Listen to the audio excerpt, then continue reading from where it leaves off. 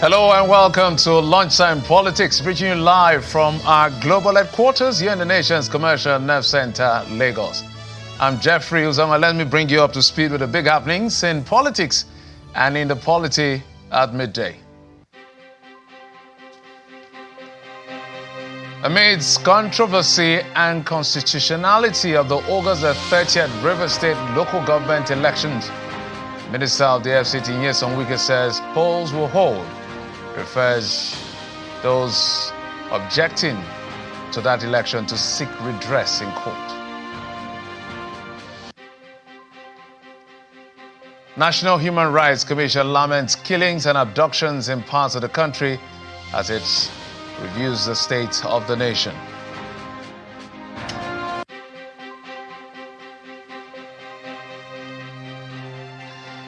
And Senator representing Ogun East Senatorial District has challenged the APC in the state to produce the letter for his purported suspension from the party.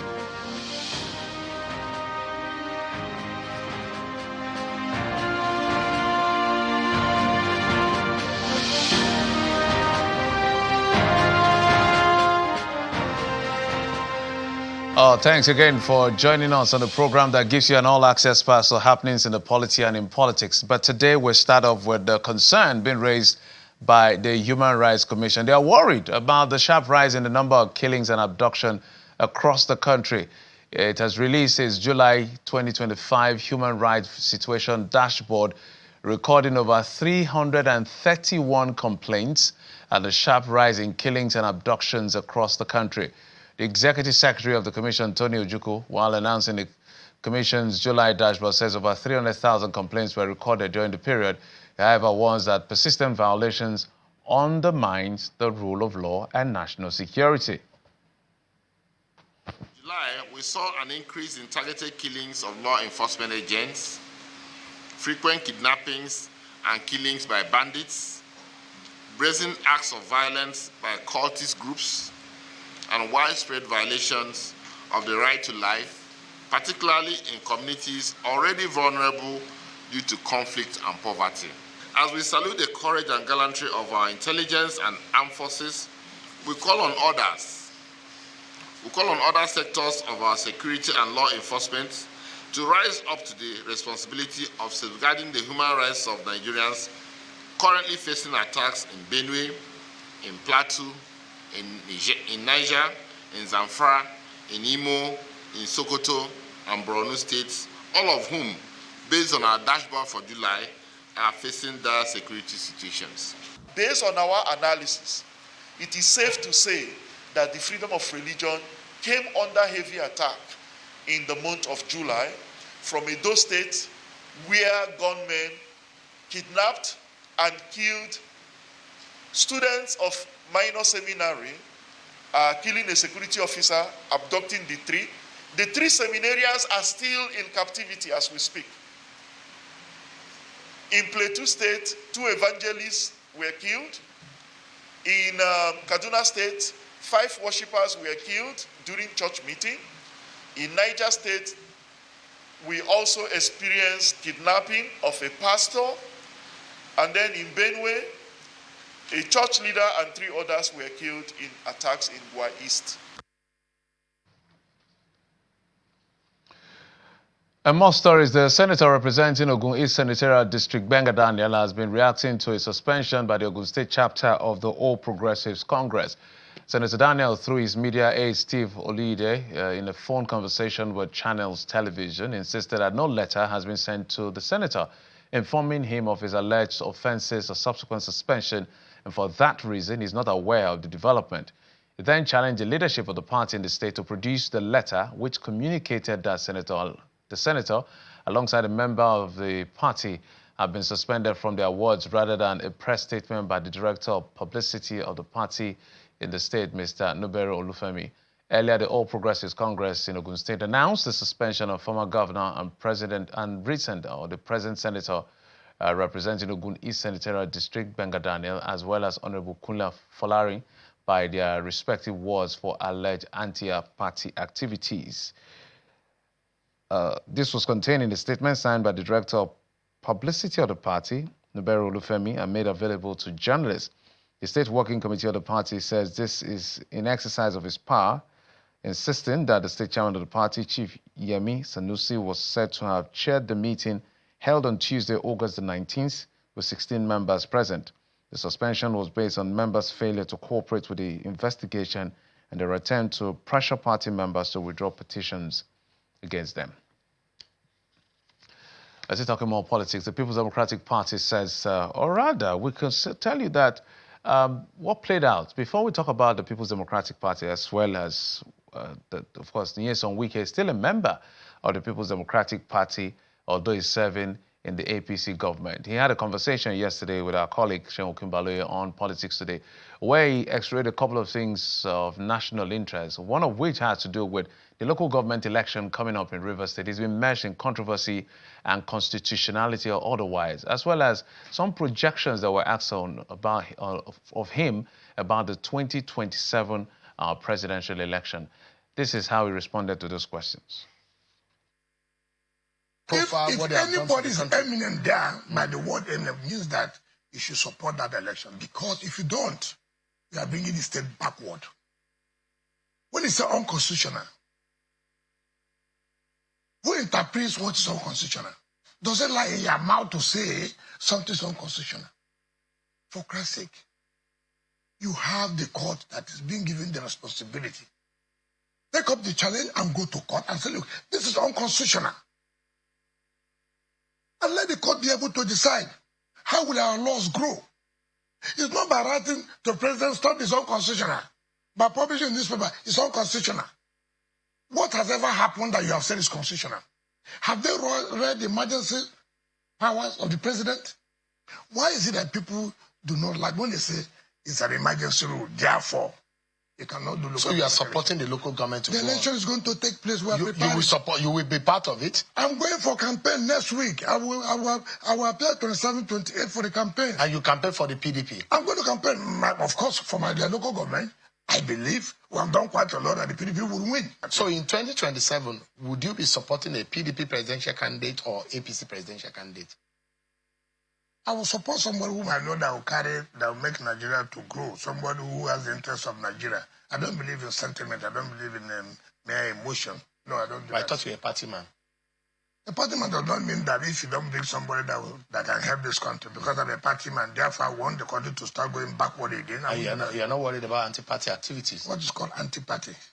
When you work against the interests of your party. No, it is the party. You did that in 2023. No, you work against the candidate of your party. The party worked against the constitution of the party. You know that our constitution is clear. I stand to uphold the principle of our party, equity, fairness, and justice. So you still think that in 2027 the power should go to the south? It will still be. That's not up to you to say. It's up to Nigerians to determine. No, when the parties do the right thing, Nigerians will determine from that. I can tell you for free, interesting days ahead as far as politics is concerned in Nigeria. You're going to see more drama like this play out. But let's stay with party politics. The People's Democratic Party said that the outcome of the just concluded by-election across some states in the country cannot be an assessment for the party's performance. That's ahead of the general elections in 2027. The National Publicity Secretary of the party, Debo Ologbodin, I should say, stated this at a news conference.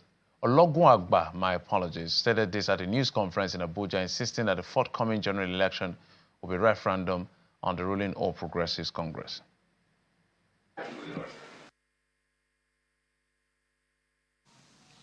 In 2027, it will be a different ball game, I guarantee you that. Why?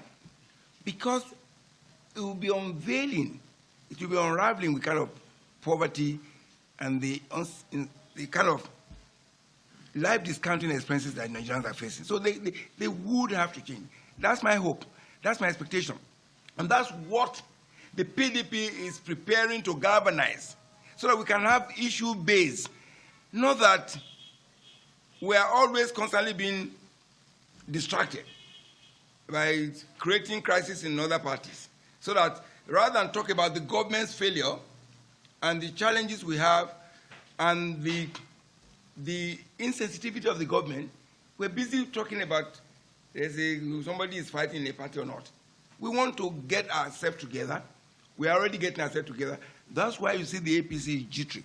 So Nigerians are going to compare the PDP years with nostalgia. The golden years of prosperity, of democracy, of openness, of capacity to allow people to pursue their own happiness. So those are what will be on the ballot. So this cannot, and is not, and will never be, because what they did was that there were gloom in those areas they claimed to have won. You go and fast check it. Okay, so let's stay with politics. So I've been joined on the program by the spokesperson to the Zamfara State Governor. He joins us virtually from Zo in Zamfara State. Bala Suleiman joins us now. Mr. Suleiman, thank you so much for coming on the program. Thank you for having me. A lot of political hot air is ongoing at the moment. Coincidentally, unfortunately for us, the elections held across the country by election. Zamfara was one of those places, but Zamfara is one of the states where that election was declared inconclusive. In a statement that was released by the PDP, the APC, I should say, they're saying that, look, this election is a clear case of the rejection of the PDP as far as the numbers that have trickled in as concerned. What do you make of that? I think it's very shameful for the APC to even make that statement, because the people and also were witness of what happened on last Saturday in Zamfara State. We have seen a brigade commander, for God's sake, serving as a polling unit agent in Zamfara, which was a very shameful act, because it violates the rule of engagement of the military. This is a very shameful act. So they use the military, the federal might, the military, and the police. Despite that, we gave them a very tough fight, and it went to lead to inconclusive. Because if you say rejection, during 2023 election, the Garanamoda South was a stronghold of the APC, because they won that the votes in that Garanamoda South. So even the late State Assembly member was a member of the APC. He won the election under the APC. So this rerun, what signifies is that APC is losing their stronghold in Zamfara State. So that is the case. And without the intervention of the military, especially the brigade commander in Zamfara State, a brigadier general, without their intervention, definitely it would have been a walkover without going to inconclusive with the APC, who would have won the election. So you have raised an allegation, so because I will need you to prove a few things. When you say he was a military... No, just, yes. Just hold on, sir. We know we're not there. You are saying it on TV, so it's important we contextualize it. So you said a brigade commander serving as polling unit agent in the election for the APC. Yes. Is that, if I heard you correctly, is that what you said? That's what happened in Sakaji ward. The brigade commander, Brigadier General Oprom, served as a polling unit agent. That was what happened in the so just a moment, because we understand what it means to serve as a polling unit agent in elections. It simply means that INEC would have recognized that you are a polling unit agent. You don't just walk up and say, I'm an agent of the party.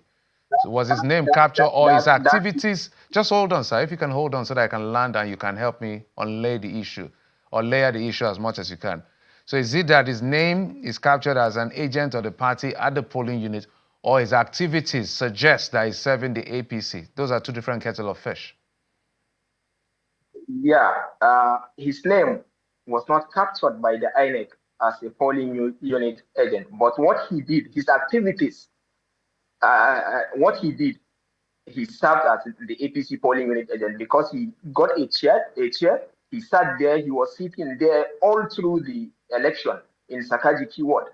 The brigade commander was there with his military. They prevented other people, the PDP people, from reaching to the polling unit. It's only the APC. In fact, it was the APC people that were commanding him on what to do and what not to do. So it's not as if the INEC recognized him as a polling unit agent, but he served. His action made him a polling unit agent during the election in Sakaji keyword.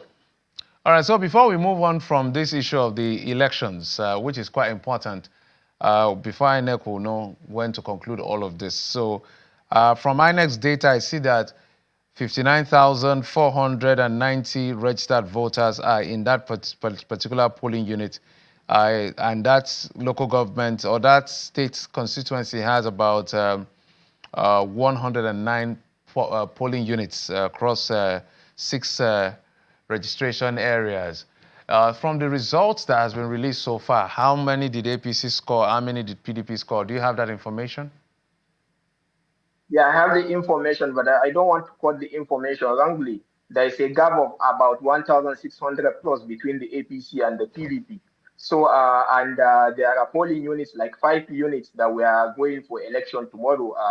And the gap, the total registered voters of that polling unit is over 3,500. So you would imagine the margin between the APC and the PDP. That is why the INEC declared the election inconclusive. So we're going for election tomorrow, but still there is more to that election coming up tomorrow. You are saying that it's an allegation against the brigade commander, but there is more to it. Even for tomorrow's election, now we have intelligence, reliable intelligence that the police from the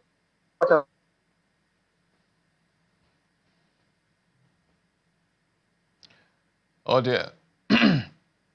All right, we hope we can get Mr. Bala Suleiman, who is the spokesperson to the governor of Zamfara State, joining. Mr. Suleiman, can you hear us now?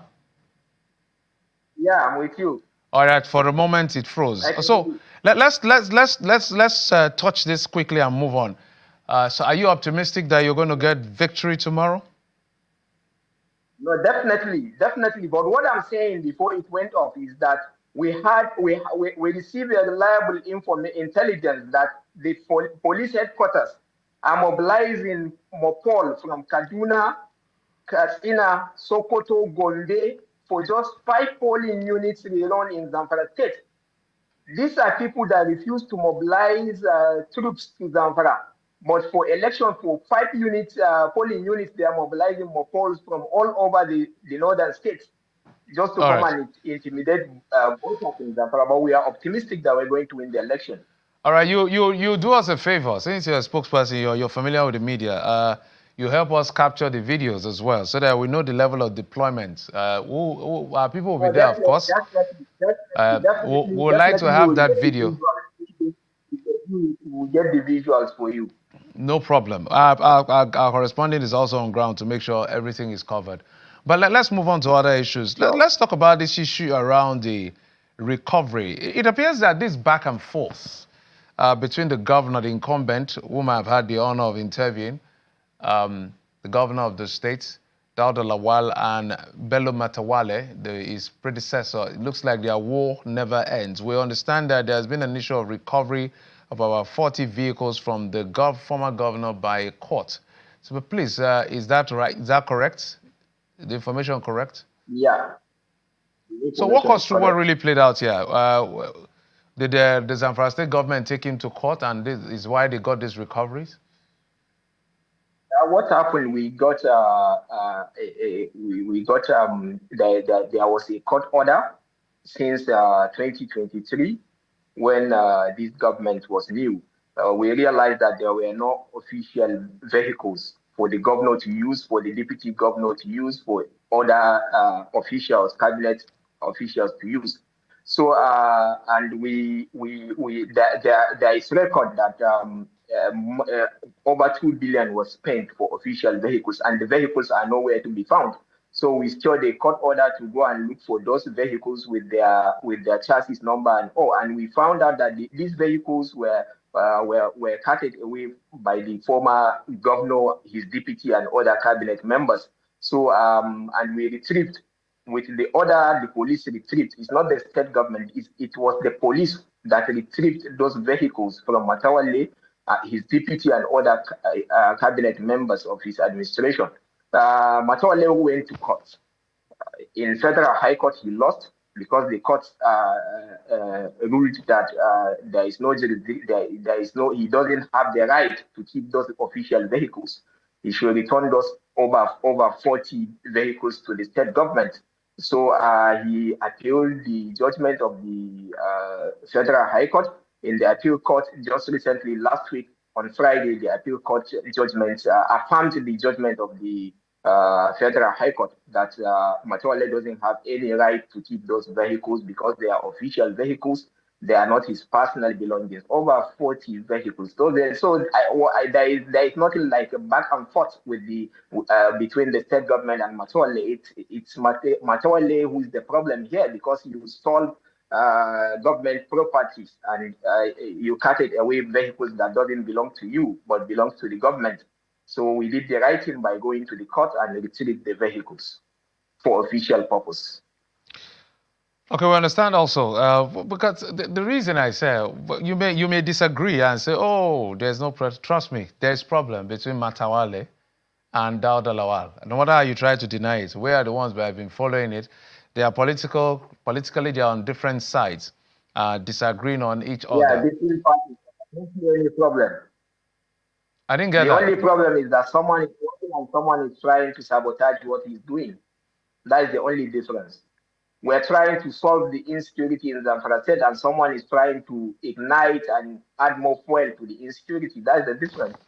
Zamfara, so help us understand here. Zamfara is one of the states that is heavily bedeviled by insecurity. We're still hoping that somehow we'll catch Bello Turji, who is on the run, who is still committing atrocity. Zamfara was literally his base. Zamfara is one of the states where we have mineral resources. And then we have a Minister of State for Defense here. And then we have a governor who is also the Chief Security Officer of the state. And these two people are supposed to work together to make sure that the people of Zamfara and the resources of Zamfara are safe and for the good of the people of Zamfara. Why are they always working at cross purpose? At least for security reasons, they can argue about their politics. But for security, why does it look like there's cross purpose? Okay. Please, I just want to make a correction here that the governor, no governor in Nigeria that is the chief security officer of his state. Even if it is written, and it is not written anywhere in the constitution that a governor is the chief security officer of his state, because the governor does not have any control over the military, the police, and the DSS. So it is the presidency and the defense headquarters that has total control over this military, police, and the DSS. So no governor is the chief security officer of the state. One, and back to your question that why are they? Well, if you have followed Governor Dauda Lawal's campaign in the manifesto, his first key priority in the manifesto is security. He promised that he would do his best to make sure that he tackled the insecurity in Zamfara State, and that is what he has been doing since inception. But what is happening in Zamfara is a clear sabotage from people who are supposed to come and work together with him and cooperate with the state government, help the state government to address this issue, but they are sabotaging it. Just election, we just did election, as I said earlier, that we couldn't see this mobilization and deployment of troops in Zamfara State, but we have seen that how they mobilized and deployed soldiers, trucks of soldiers to just few polling units. In just one ward, we have seen a brigadier general guiding a polling unit, sitting there as a polling unit agent. So assuming there is a political will from the military to end this issue of insecurity, it would have become history long time ago, but now they just allow the governor to do it by himself. We'll continue to watch Zamfara State and see how all of this pans out eventually. But almost thank you. Appreciate you for... It's allegation, especially tomorrow, you have to be on the watch. Tomorrow, what the Port Headquarters is trying to do in Zamfara State is very, very dangerous trend.